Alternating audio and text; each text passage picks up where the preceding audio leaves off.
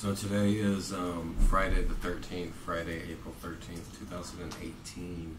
I was called in to substitute today by a few different schools, a couple different high schools, middle schools. They called and wanted my services. However, I tried to confirm this 3 times with the pest control company and my apartment management. This has been like a month, over a month, where my apartment has been contaminated with roaches. You want to see the roaches? Look, all you do is open the cabinet and you can see it. Okay, of course they're not there when I open the cabinet. But sometimes you open this cabinet and just, or they'll just fall down like all Indiana Jones and stuff. I'm like, ah. Like they're in my coffee. But anyways, so I tried to confirm that. I'm like, hey, I'm missing work today. Can you guys make sure that you're here? Because last time apparently they came here and I went to work. I had a substitute job that day, and they said that there was an animal pet in my apartment. I was like, yeah, so I have a cat. You said it's not harmful, the poison or anything. And they're like, yeah, but they didn't want to be liable in case the pet attacked them. I was like, my cat attacked them? Like, apparently, the cat was hissing. What the heck? Like, who's afraid of a cat, you know? Well, I appreciate it, guys, you know, for looking out. Like, they're like, meow, meow, who the heck are you? Meow, meow, meow, meow. Yeah, but still, anyways, you know, like, so part of me, like, feels guilty, because I'm like, cancel, and I know, like, I get paid, like, $175 a day, so, like, that's, like, me paying $175, I'm like, here's some money, I don't want to work today, I'm going to wait for the pest person. In a way, you could look at it like that. But I do notice that I'm much more productive when, like, something like that, like I miss work, or when I would miss a day of school or something like that. And I do more positive things here, like I cleaned up my whole apartment here. I was going to do that anyway, hoping the pest control guy comes. And I also, as far as my book, Gonzo Education, I edited the whole chapter 5 to this morning. I read it out loud and stuff. And tried to, this neighborhood's so shady. Anyways, a bunch of drug dealers driving by. But, like, what's he doing? Who's he talking to? Mind your own business, dude. That's a sign of success. People that are successful, they worry about themselves, not other people. This ghetto neighborhood around here, a lot of these people, they've had a lot more opportunities and a lot more benefits than I've had, believe it or not, you know? Like, I haven't really taken advantage of, like, government benefits, all the stuff that, like, all these people have lived on their whole life. But one reason they're so unsuccessful is, and they have all shitty cars and shit, is because they always worried about what anybody else is doing, what I'm doing. I don't really give a fuck what any of these people are doing, you know?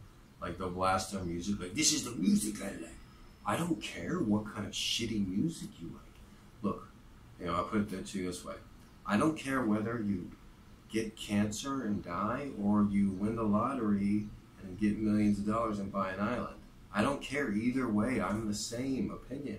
That's like, the goal is to keep them away, keep the ghettos away. You know, I'm doing my own thing. I have nothing to do with any of you guys. Don't even want to look at you. Want to fucking walk with blinders, you know.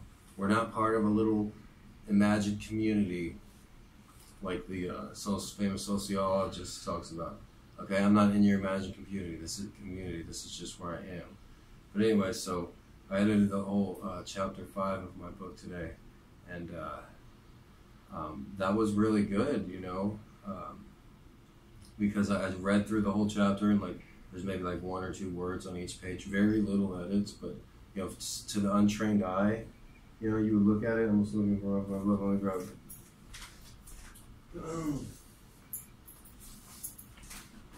Like, to the untrained eye, you open it up and you're like, what? There's, like, red on every page, you know?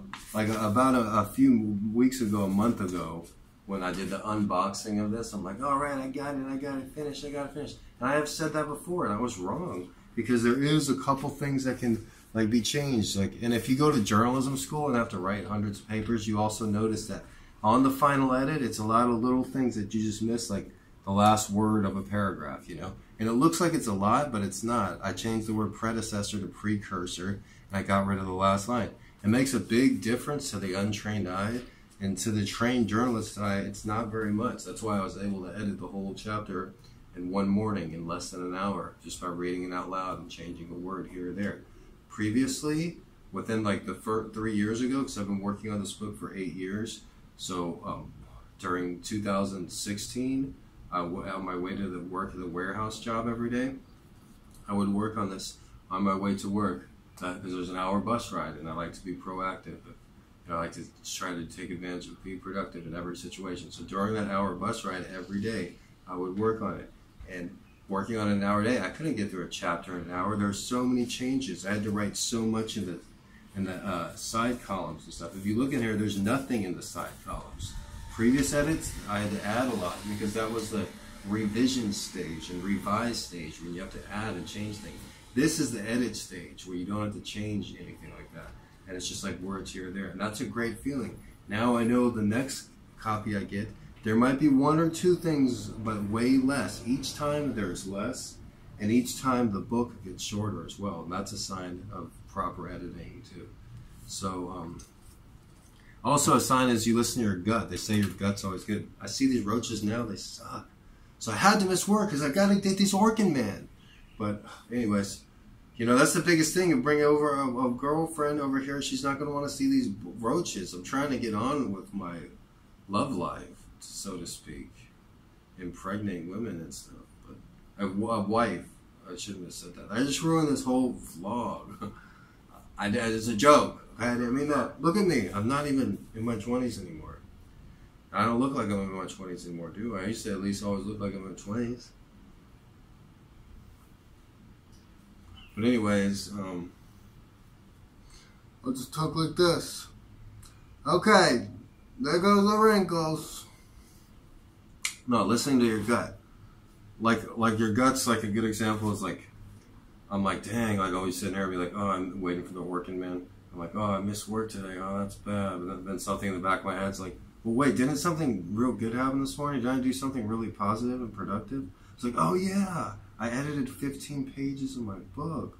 Like, oh, in my gut, like even if I'm not consciously thinking about it, subconsciously I know, oh, that is the best thing. This is what's gonna buy me the farm, literally. You know, with the money that I make I'm probably gonna get a large advance for this book and the following predecessing 2 books. Following books. But so that's what's gonna like give me the farm money. You know. But making $175 a day, that's not like a bad start either, and it's already towards the end of the school year. I don't think I'm gonna be able to work during summer. God damn, get away from me, kiddos. It's nothing to do with you. Nothing to do with you. Anyways, I should go ahead and end this thing before they go crazy, so I'll talk to you later. So we got a couple gray hairs. What am I gonna do about that? I don't know.